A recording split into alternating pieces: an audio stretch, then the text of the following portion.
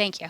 So I'm here to take you on a short trip to Buenos Aires and share with you the urban field experience in Buenos Aires, Argentina that was led last summer by Dr. Joan Bleeker from the Division of Science and Math and SIAS, and me.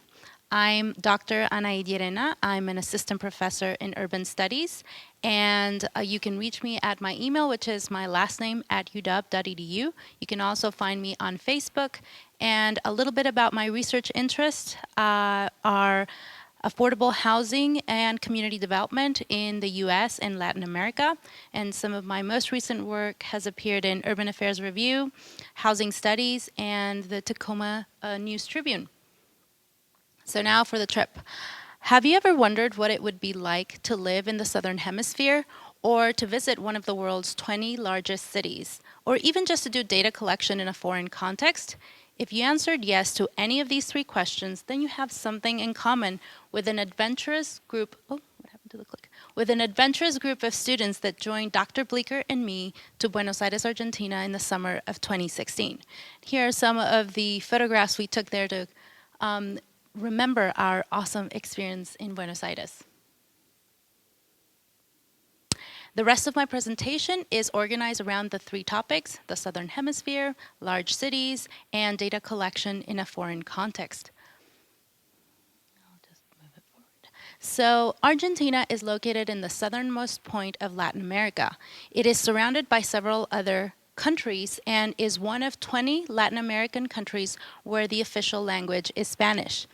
And while speaking a little bit of Spanish was a plus for a couple of the students in the program, it is not necessary for students to speak Spanish in order to succeed in the course and enjoy their experience while abroad. While we were there, students had the unique experience of living winter in August. Given that Argentina is in the Southern Hemisphere, they're experiencing winter while we are here in the summer, and so they were able to cool off a little bit. While there, given that we have several other countries surrounding Buenos Aires, on their time off, some of the students managed to get a couple of extra stamps on their passport by visiting Chile, Bolivia, or Uruguay. Buenos Aires, as I mentioned, is one of the 20 largest cities in the world. It is home to almost 3 million porteños. Porteños is the word used to talk about people from Buenos Aires because the city is famous for its two ports. Buenos Aires is also known as the Paris of Latin America. This is because of its neoclassical architecture, and I brought two examples for you to view here, as well as because it has these amazing wide avenues like Paris does.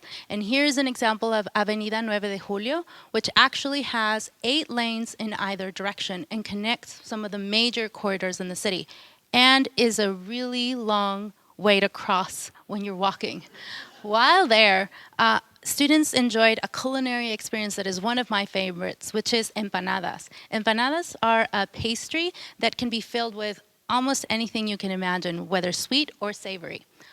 Another one of students' favorites were Argentinian pizza. So this comes from the strong influence of Italian immigrants to the city, and so Argentinians have definitely put their own spin on pizza, and our students love them. To get around, students were able to take advantage of the awesome public transportation system that Buenos Aires has to offer. Here's an example of a metro stop, as well as Uber, who was new to the city.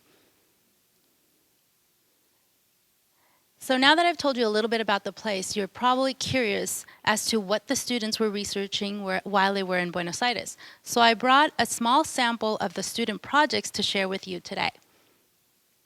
The students decided what their topic would be, and they also selected the methods they would use to collect data.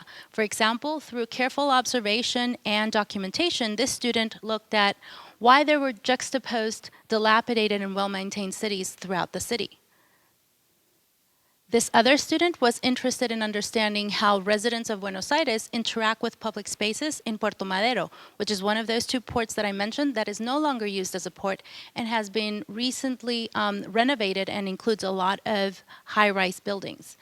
This other student looked at how the presence of street art reflects reflects the political and social movements that are occurring within the city. And she had a lot of amazing photographs to share with the rest of us. Other students instead use the data collection opportunity to interact with porteños. For example, this student used short online surveys to understand the difference in perceptions from older and younger porteños regarding a remediation effort in the river. And then finally, this student actually conducted a few interviews to understand how gender and sexual minority women experience marginalization in GSM-exclusive spaces within the city. So I hope you will agree that after this short trip, Buenos Aires is definitely a great way for students to experience what it is like to be in the Southern Hemisphere, visit one of the world's top 20 most populated cities, and do some data collection abroad. Thank you.